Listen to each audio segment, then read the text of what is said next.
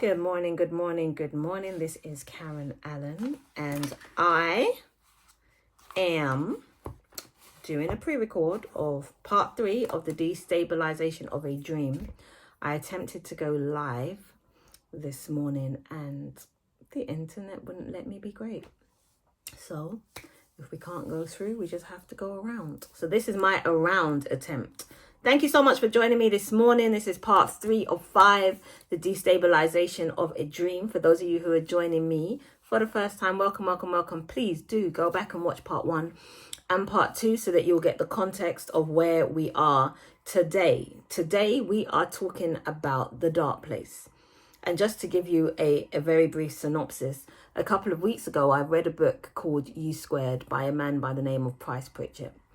And in the book, this term destabilize came up, which really explained a lot of where I am at right now in this season and helped me to understand exactly what I am walking through. So this is the statement. It said this: you deliberately destabilize yourself when you break out of the habit patterns that represent the status quo.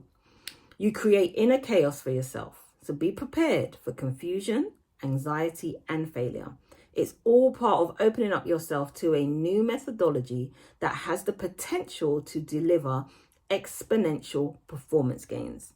The word that stood out to me was destabilize. So basically, the word destabilize means this: to make unstable, to cause something to be incapable of functioning or surviving, or to cause something to be unable to continue existing or working in the usual way. To make unstable, to cause something to be incapable of functioning or surviving, or to cause something to be unable to continue existing or working in the usual way. And this explained, it was like a perfect aha moment for where I've been and what I've been going through, because I've been going through this feeling of inner chaos, for want of a better description, where the things that were normal, easy for me, were now becoming confusing and hard, or making me feel anxious and nervous. And I couldn't quite put my finger on what it was until I started to read this book. And I discovered that whenever you embark upon a dream, whatever that dream may be, whether it be a simple dream or a big expansive dream, you and I are going to experience a destabilization process. This is where, in between the actual dream seed and the manifestation of the dream, or the tangible presence of the dream, there's going to be this middle bit in which you just feel destabilized. And this is something that happens to all dreamers. And I believe that if we understand that it's part of the process, not that it makes the process any easier, but it gives you a sense of peace as you walk through, because you know you're not abnormal, you're not unusual, it's just part of the process. So I used the book of the story of Joseph in the Bible as a metaphor to give some steps as to what happens. I'm calling it the dream cycle, right?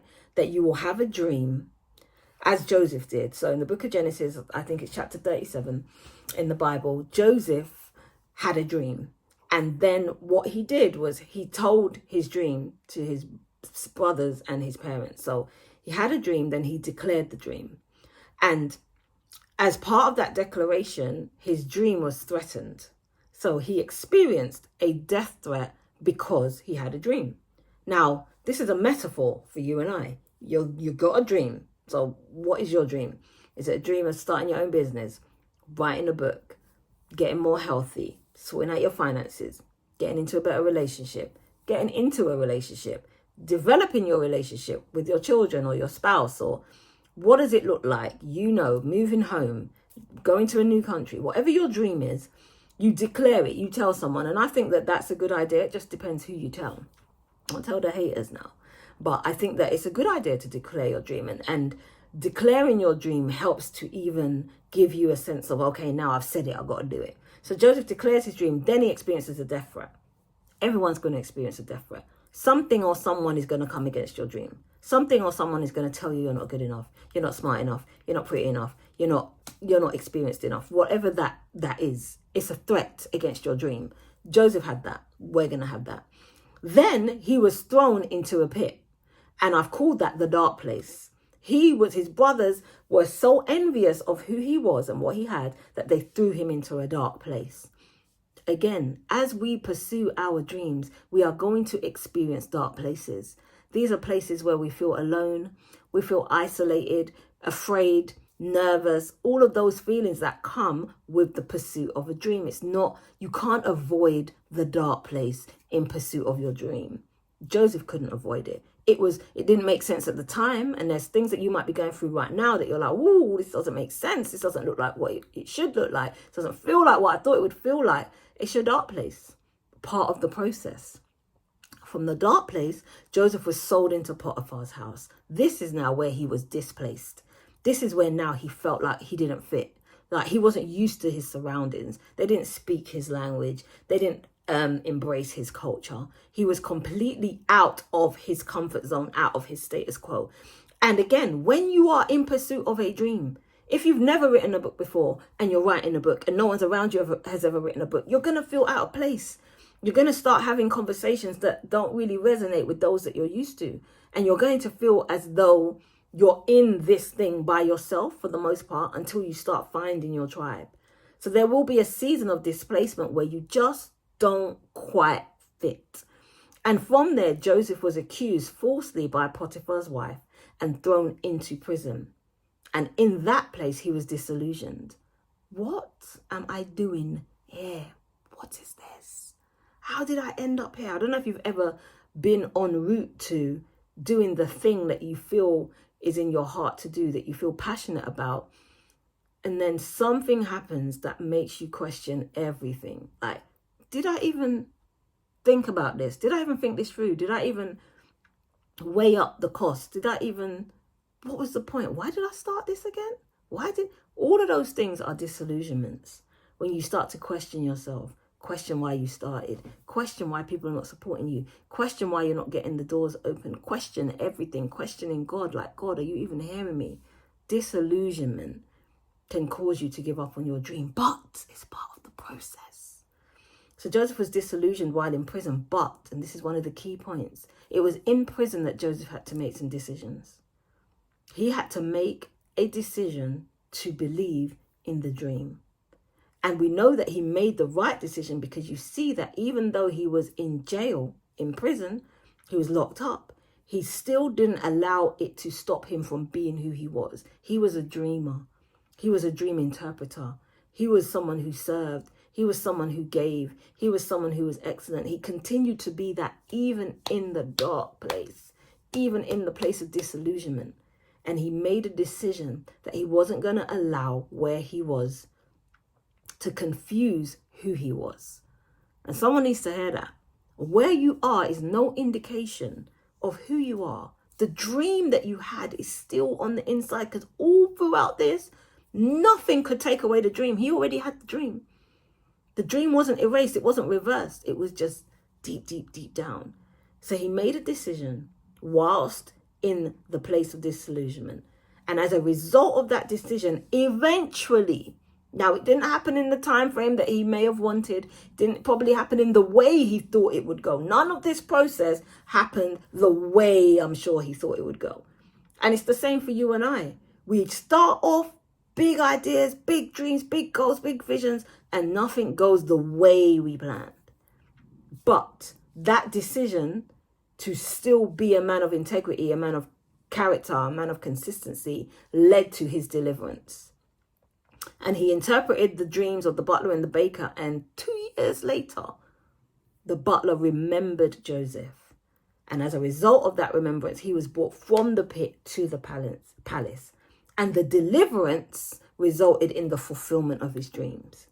So it was a cycle of a dream. It started with a dream and it ended up with the fulfillment of the dream. But everything in between was part of the process, the destabilization process that was necessary in order to get him to the place of seeing the manifestation of his dream. So for the past 2 weeks, I've been talking about this and I've been walking through this myself. And today I just want to talk briefly about the dark place. That you may be in a dark place right now. where things do not look nothing like what the plan was. You may be in a place right now where when you look around, nothing is going the way you thought it would go. The people are not supporting, the money's not coming in, the opportunities are not there, the doors are not opening, you're not feeling yourself. It's a dark place. And the thing is, in that dark place, it's very, very important for someone to hear this. You have to be aware of where you are, because it's in your dark place that you are threatened with losing 3 things, which I want to highlight today. You will be threatened in your dark place, to lose 3 things that you're going to need in order to fulfill your dream. The enemy will threaten to steal these things so that you never ever get to taste the fruit of the dream that you had. The first thing that you must be aware of in your dark place, that the enemy will try and steal, is your momentum. There's a story in the book of Ezra in the Bible. It talks about Zerubbabel rebuilding the foundations of the temple. It's a really profound story and a brilliant metaphor for people that are building in the building stage of their dreams. Because when you are building, what you need more than anything is momentum to just keep going, to keep it moving. And it might not look like anything's happening. It might not look pretty. It might not look big. It might not look as extravagant as it does in your mind's eye. But the building phase, the foundation stage, is very, very important. And what you need more than anything in the beginning is just the momentum, the consistency to keep it moving, to keep it pressing, to keep it going. Even today, I went live on YouTube, Facebook. I said, I'm going to do Wednesdays at 11, meet me there. I'm literally 6 minutes in and everything shuts down. Easy for me to say, forget it. Especially with all that's going on in my mind and my life right now. But I was like, nah, I'm not going to lose momentum. I'm going to find a way, get it done. When you are in a dark place, it is so easy to lose momentum. But if you lose momentum, it will slow down the process of you actually manifesting your dream. So you have to keep it moving. Zerubbabel, even though the enemies came against him, even though the oppositions came against him, even though things were put on hold for a while, he didn't allow him to stop the momentum. And sometimes momentum is not even in the actual movement. It's just in your mind. Like, I'm not giving up on this. I'm not going to stop. I'm going to find a way. Okay, it was meant to be done in 6 months. It's now a year, but I'm still keeping it moving. Sometimes you keep momentum going just by continuing to speak the dream. This is what I saw. This is what I'm going for. This is who I'm going to be. This is what I'm going to have. Do not lose momentum in the dark place, because your dream is on the other side of this darkness.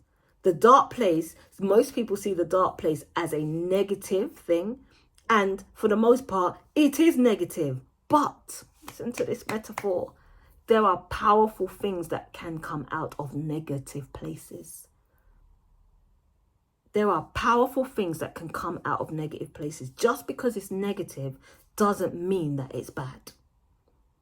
And that's not to say the thing's not bad and that how you're feeling's not bad, but it doesn't mean that it's bad to the point where you will never see the manifestation of your dreams. Powerful things can come from negative places. For those of you who remember old school cameras, you remember before all of this stuff that's going on here. We used to take pictures, or not me, because I'm clearly too young for that. We used to take pictures, and there's a thing. It was literally called a negative. The thing that the reel that used to come out on the picture was called a negative, and used to take the negative and bring it to the shop, and they used to put the negative in a dark place, in a dark room, it was called. And taking the negative, putting it in a dark room, enabled the photo, the picture, to be produced.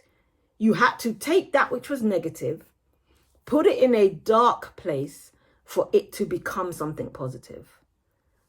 I need someone to hear me. You had to take something negative, put it in a dark place for it to become what it was originally destined to become.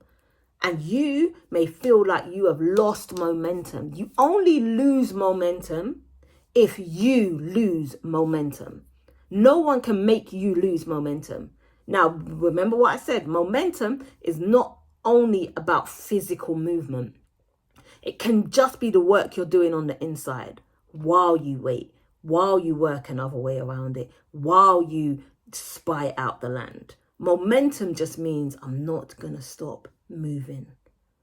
So momentum is the first thing that you'll be threatened to lose in the dark place. The second thing that you'll be threatened to lose in the dark place is motivation. Everyone say motivation. Whew. When you are going through darkness, it is so easy to feel like I cannot do this. This is exhausting. So easy to feel that way. But remember, we're talking about the destabilization of a dream and the fact that in pursuit of your dream, you are going to go through a process of destabilization. And as a part of that process of destabilization, you are going to go through some dark spaces. Don't lose motivation. Don't lose the reason why you started.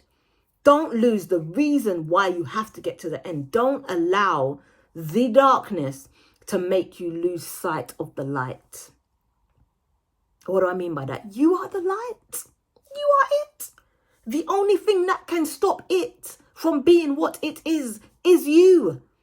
You are the light in the midst of the darkness. You are. And there's too many people who are waiting for light when you are it. No one can do what you can do the way that you can do it with what you have. Motivation, the enemy will threaten you. And I don't know what your dark place is. It could be literally the loss of a loved one, or the breakdown of a relationship, or the breakup of a good friendship, or I don't know what it is that is threatening you in your dark place, but don't let it make you lose motivation. You've still got to keep yourself motivated. And how do you do this? You've got to watch your company. Watch the company that you keep. What are you listening to? What are you watching? All of those things will impact upon your motivation levels. And bear in mind, it's okay not to be okay. Yeah? I'm not saying act like the dark place is not a thing, because it's a real thing. And in the dark place, you might need to take some time out. You might need to get some help. You might need to get some therapy. You might need someone to walk you through it.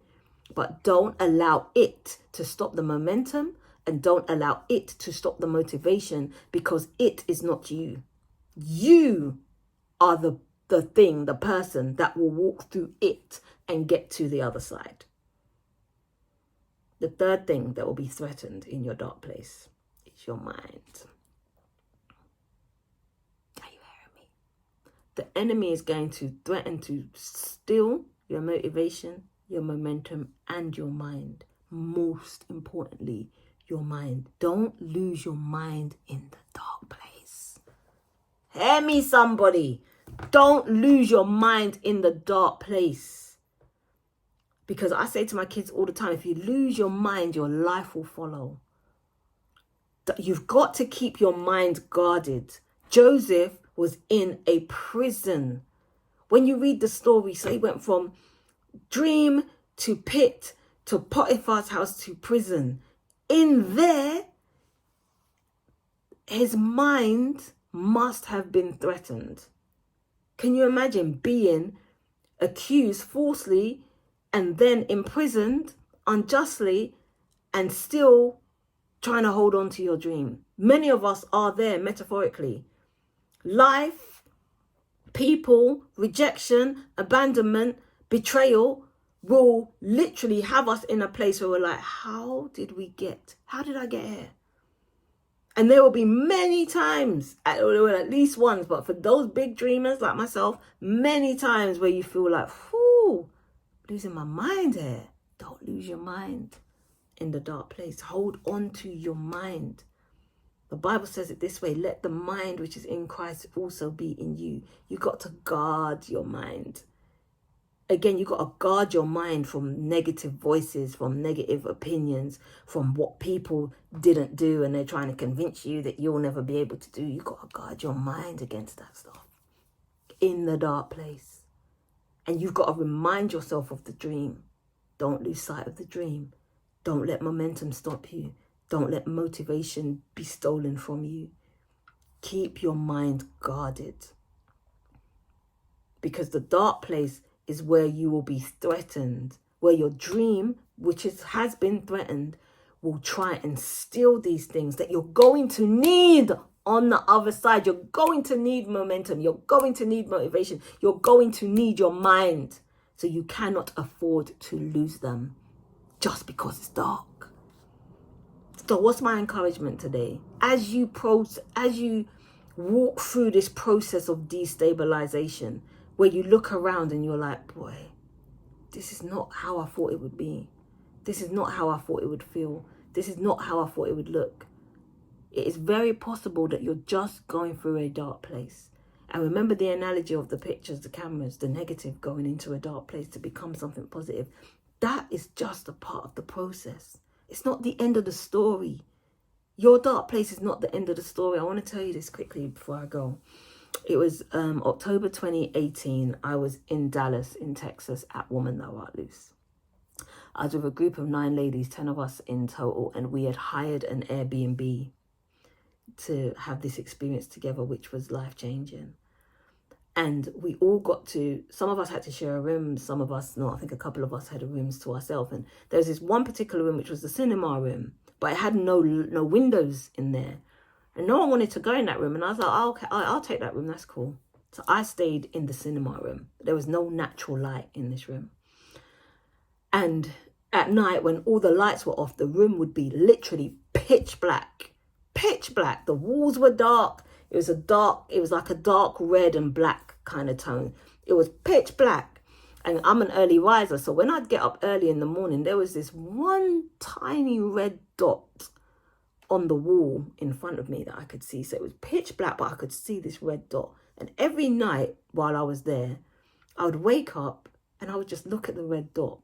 Didn't think nothing of it. Until about the 3rd night, I had a dream. And in the dream gave a metaphor to the room I was in. And I started doing some study on the dark room. And that's where I found out about how pictures are developed and the process that they have to go through, and found out that there's a specific light that they use in that dark room when the picture's being developed that is necessary in order for the development of the image. And I just thought it was really intriguing that I ended up in this dark room by myself while on holiday, and God used it as a metaphor for a dark place and what it's like when you're in a dark place, and how there's always at least a light. There's always going to be a light, and often we are the light. Less than 3 weeks later, having returned back to the UK, my baby brother died suddenly and unexpectedly of meningitis.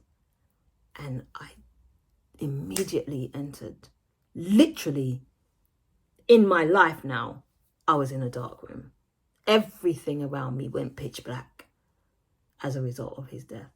And I was reminded of being in that room in Dallas, in that dark room, and just focusing on that light, just being blown away by this light.